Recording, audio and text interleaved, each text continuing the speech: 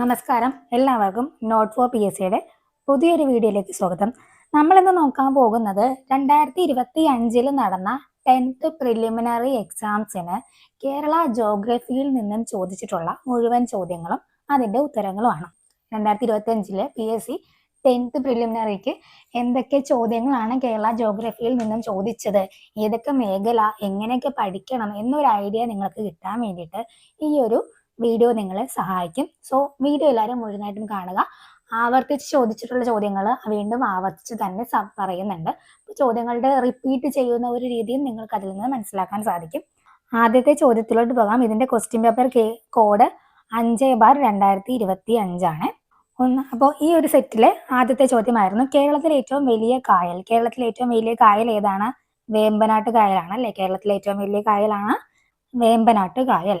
രണ്ടാമത്തെ ചോദ്യം കേരളത്തിന്റെ സംസ്ഥാന ചിത്രശലഭം. കേരളത്തിന്റെ സംസ്ഥാന ചിത്രശലഭം ഏതാണ്? ഓപ്ഷൻ ബി ആണ്, ബുദ്ധമയൂരിയാണ് കേരളത്തിന്റെ സംസ്ഥാന ചിത്രശലഭം.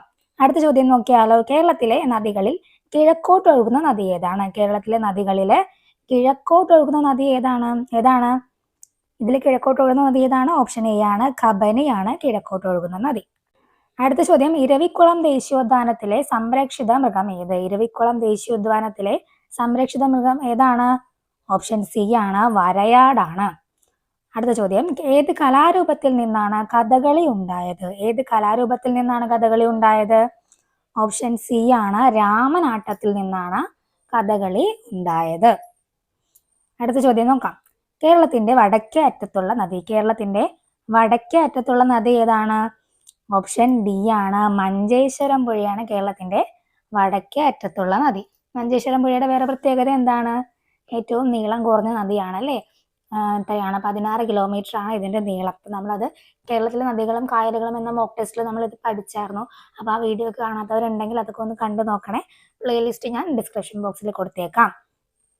അടുത്തത് കേരളത്തിൽ കർഷക ദിനമായി ആചരിക്കുന്നത് എന്നാണ് കേരളത്തിൽ കർഷക ദിനമായിട്ട് ആചരിക്കുന്നത്? ഓപ്ഷൻ എ ആണ്, ചിങ്ങം 1 കേരളത്തിലെ കർഷക ദിനമായിട്ട് ആചരിക്കുന്നത്.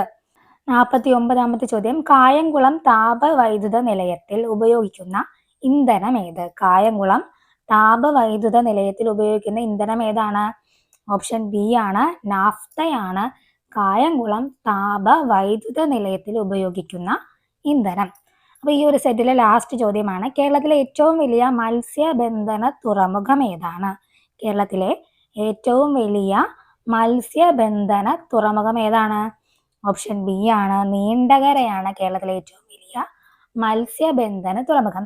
അപ്പൊ ഈ 10 ചോദ്യങ്ങളായിരുന്നു ഈ ഒരു സെറ്റ് ക്വസ്റ്റ്യൻ പേപ്പറിൽ ചോദിച്ചിട്ടുള്ളത്. നമുക്ക് അടുത്ത സെറ്റ് നോക്കിയാലോ. അപ്പൊ നമുക്ക് അടുത്ത ക്വസ്റ്റ്യൻ പേപ്പർ നോക്കാം. 11/2025 ക്വസ്റ്റ്യൻ പേപ്പർ കോഡ്. ആദ്യത്തെ ചോദ്യം കേരളത്തിന്റെ ഔദ്യോഗിക മത്സ്യം ഏതാണ്? കേരളത്തിന്റെ ഔദ്യോഗിക മത്സ്യം ഏതാണ്? ഓപ്ഷൻ എ ആണ്, കരിമീനാണ്. അടുത്തത് കേരളത്തിൽ ആകെയുള്ള രാജ്യസഭാ സീറ്റുകൾ എത്രയാണ്? കേരളത്തിൽ ആകെയുള്ള രാജ്യസഭാ സീറ്റുകൾ എത്രയാണ്? ഓപ്ഷൻ സി ആണ്, 9 രാജ്യസഭാ സീറ്റുകളാണുള്ളത്. അടുത്തത് കേരള സംസ്ഥാന വൈദ്യുതി വകുപ്പ് മന്ത്രി ആരാണ്? അപ്പോൾ ഇതിപ്പോ കറണ്ട് അഫെയർ ആണ്. അപ്പോൾ നമ്മുടെ നിലവിലെ സംസ്ഥാന വൈദ്യുതി വകുപ്പ് മന്ത്രി ആരാണ്? സണ്ണി ജോസഫ് ആണ് നിലവിലെ വൈദ്യുതി വകുപ്പ് മന്ത്രി. അപ്പൊ ഇത് കറണ്ട് അഫെയർ ആണ്. പിന്നെ അടുത്തത് കേരളത്തിൽ കിഴക്കോട്ട് ഒഴുകുന്ന നദികളുടെ എണ്ണം എത്രയാണ്? കേരളത്തിലെ കിഴക്കോട്ട് ഒഴുകുന്ന നദികളുടെ എണ്ണം എത്രയാണ്? എത്ര നദികളാണ് കിഴക്കോട്ട് ഒഴുകുന്നത്? ഓപ്ഷൻ സി ആണ്, 3 നദികളാണ് കിഴക്കോട്ട് ഒഴുകുന്നത്. അടുത്ത ചോദ്യം സൈലന്റ് വാലി സ്ഥിതി ചെയ്യുന്ന ജില്ല ഏതാണ്? സൈലന്റ് വാലി സ്ഥിതി ചെയ്യുന്ന ജില്ല ഏതാണ്? ഓപ്ഷൻ ബി ആണ്, പാലക്കാടാണ്. കേരള സംസ്ഥാന കായിക വകുപ്പ് മന്ത്രി. കേരള സംസ്ഥാന കായിക വകുപ്പ് മന്ത്രിയുടെ പേരെന്താണ്? OJ ജനീഷ് ആണ് കേരള സംസ്ഥാന കായിക വകുപ്പ് മന്ത്രി. അതും ഇപ്പോഴത്തെ മന്ത്രിസഭ മാറിയതുകൊണ്ട് നമ്മൾ പുതിയ മന്ത്രിമാരെയൊക്കെ പഠിക്കണം. നമുക്ക് അതിന്റെ ഒരു മോക്ക് ടെസ്റ്റ് കൂടി ഉടനെ ചെയ്യാവുന്നതാണ് കേട്ടോ. അപ്പോൾ വകുപ്പുകളിൽ ചോദിച്ചത് വൈദ്യുതി വകുപ്പും ചോദിച്ചു, കായിക വകുപ്പും ചോദിച്ചു, അതുപോലെ തന്നെ തൊഴിൽ വകുപ്പും ചോദിച്ചു. അപ്പൊ നമുക്ക് മൂന്നാമത്തെ സെറ്റ് ക്വസ്റ്റ്യൻ പേപ്പർ നോക്കാം. ക്വസ്റ്റ്യൻ പേപ്പർ കോഡ് വരുന്നത് 17/2025 ആദ്യത്തെ ചോദ്യം കേരളത്തിൽ സ്ഫടിക മണൽ സമ്പന്നമായ ജില്ല. കേരളത്തില് സ്ഫടിക മണൽ സമ്പന്നമായ ജില്ല ഏതാണ്? ഓപ്ഷൻ ഡി ആണ്, ആലപ്പുഴയാണ് കേരളത്തിലെ സ്ഫടിക മണൽ സമ്പന്നമായ ജില്ല. അടുത്തത് കേരളത്തിലെ ആദ്യത്തെ ജലവൈദ്യുത പദ്ധതി. കേരളത്തിലെ ആദ്യത്തെ ജലവൈദ്യുത പദ്ധതി ഏതാണ്?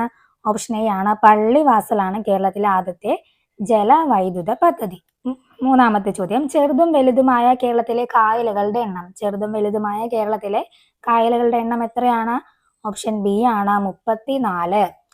അടുത്ത ചോദ്യം ഇതാണ്, പൂക്കോട് തടാകം ഏത് ജില്ലയിലാണ് സ്ഥിതി ചെയ്യുന്നത്? പൂക്കോട് തടാകം ഏത് ജില്ലയിലാണ്?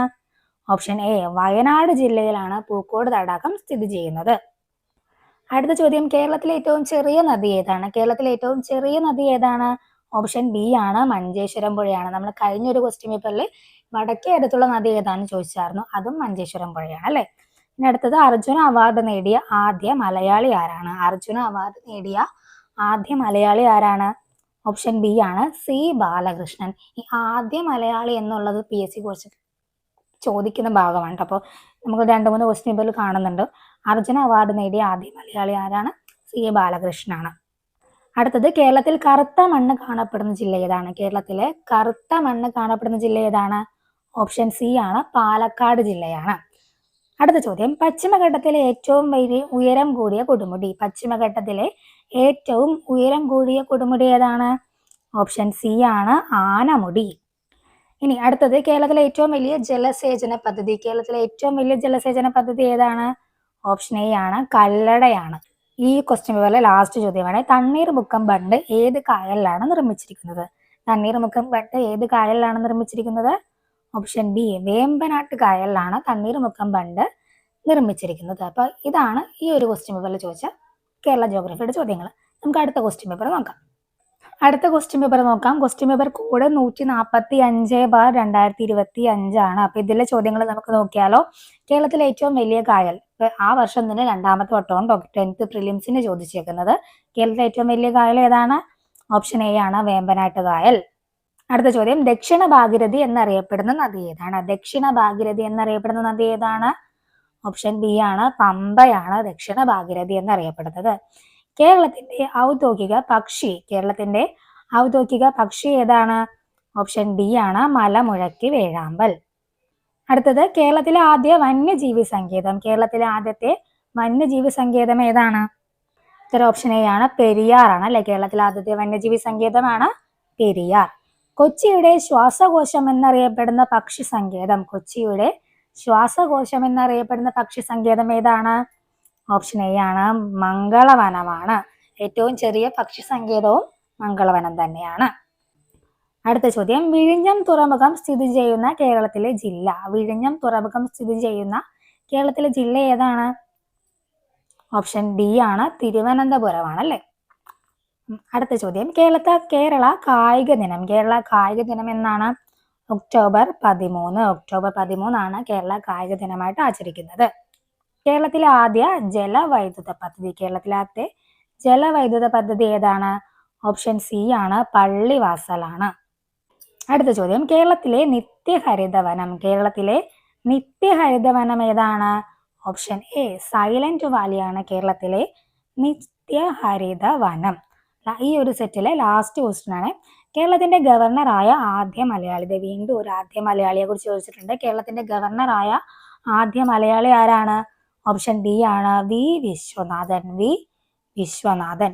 അപ്പോൾ ഈ ഒരു സെറ്റും കഴിഞ്ഞു. നമുക്കിനി ഒരു സെറ്റ് കൂടെ ഉണ്ട്. അതുകൂടെ കഴിഞ്ഞാൽ ആ വർഷം നടന്ന 10th പ്രിലിമിനറി എക്സാം എല്ലാം നമ്മൾ നോക്കിക്കഴിയും. അപ്പൊ നമുക്ക് അതുകൂടി നോക്കാം. അപ്പൊ നമുക്ക് അടുത്ത സെറ്റ് നോക്കാം. Question paper code 135/2025. ചോദ്യങ്ങൾ നോക്കിയാലോ.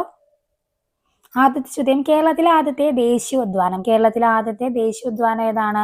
ഓപ്ഷൻ സി ആണ് ഇരവിക്കുളമാണ് കേരളത്തിലെ ആദ്യത്തെ ദേശീയോദ്യാനം. കേരളത്തിലെ ഏറ്റവും വലിയ കായലിന്റെ 3ാമത്തെ വട്ടമാണ് ഈ ഒരു ചോദ്യം ചോദിച്ചിട്ടുള്ളത്. കേരളത്തിലെ ഏറ്റവും വലിയ കായൽ ഏതാണ്? ഓപ്ഷൻ ഡി ആണ് വേമ്പനാട്ട് കായൽ. അടുത്തത്, കേരളത്തിൽ നിന്നും ആദ്യമായി ഒളിമ്പിക്സിൽ പങ്കെടുത്ത വനിത. വീണ്ടും ആദ്യമായി എന്നുള്ള ചോദ്യം വന്നു. കേരളത്തിൽ നിന്നും ആദ്യമായി ഒളിമ്പിക്സിൽ പങ്കെടുത്ത വനിത ഏതാണ്? ഓപ്ഷൻ ബി ആണ് PT ഉഷയാണ് കേരളത്തിൽ നിന്നും ആദ്യമായിട്ട് ഒളിമ്പിക്സിൽ പങ്കെടുത്ത വനിത.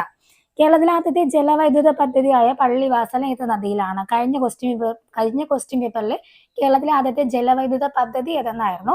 ഈ ഒരു ക്വസ്റ്റ്യൻ പേപ്പറിൽ കേരളത്തിലെ ആദ്യത്തെ ജലവൈദ്യുത പദ്ധതിയായ പള്ളിവാസൽ ഏത് നദിയിൽ എന്നാണ് ചോദിച്ചിട്ടുള്ളത്. ഏത് നദിയിലാണ്? ഓപ്ഷൻ എ ആണ് മുതിരപ്പുഴയിലാണ് സ്ഥിതി ചെയ്യുന്നത്. അടുത്തത്, കേരളത്തിന്റെ ഏറ്റവും ആഴമുള്ള തുറമുഖം. കേരളത്തിന്റെ ഏറ്റവും ആഴമുള്ള തുറമുഖം ഏതാണ്? ഓപ്ഷൻ ഡി ആണ് വിഴിഞ്ഞം തുറമുഖമാണ്. കേരളത്തിലെ ആദ്യത്തെ മാതൃകാ മത്സ്യബന്ധന ഗ്രാമം ഏതാണ്? കേരളത്തിലെ ആദ്യത്തെ മാതൃകാ മത്സ്യബന്ധന ഗ്രാമം ഏതാണ്? ഓപ്ഷൻ എ ആണ് കുമ്പളങ്ങിയാണ്. കുമ്പളങ്ങിയാണ് കേരളത്തിലെ ആദ്യത്തെ മാതൃകാ മത്സ്യബന്ധന ഗ്രാമം. ഈ ഒരു ക്വസ്റ്റ്യൻ പേപ്പറിൽ കേരള ജോഗ്രഫിയിൽ നിന്നും ചോദ്യങ്ങൾ കുറവായിരുന്നു. അപ്പോൾ 10 ചോദ്യങ്ങൾ തന്നെ ചോദിക്കുമെന്ന് യാതൊരുവിധ ഉറപ്പുമില്ല. ചോദ്യങ്ങൾ കുറയാനും കൂടാനും സാധ്യതയുണ്ട്. അപ്പോൾ ഇത്രയും ചോദ്യങ്ങളാണ് കേരള ജോഗ്രഫിയിൽ നിന്ന് കഴിഞ്ഞ വർഷം പ്രിലിമിനറി എക്സാംസിന് ചോദിച്ചിട്ടുള്ളത്. അപ്പോൾ നിങ്ങൾക്കിത് യൂസ്ഫുൾ ആയെന്ന് വിചാരിക്കുന്നു. ഇതുപോലെ ബാക്കി ടോപ്പിക്കുകളിൽ നിന്നും ചോദിച്ചിട്ടുള്ള ചോദ്യങ്ങൾ ഏതൊക്കെയാണ് എന്ന് നിങ്ങൾക്ക് വേണമെന്നാണെങ്കിൽ നിങ്ങളൊന്ന് കമൻറ്റ് ചെയ്യണേ. അപ്പോൾ നമുക്ക് ബാക്കി ടോപ്പിക്സ് കൂടി ഇതുപോലെ നോക്കി പോകാവുന്നതാണ് കേട്ടോ. അപ്പോൾ അത്രേ ഉള്ളൂ. നമുക്ക് വീണ്ടും അടുത്തൊരു മോക്ക് ടെസ്റ്റുമായിട്ട് കാണാം. Thank you. എല്ലാവരും നന്നായിട്ട് പഠിക്കണേ.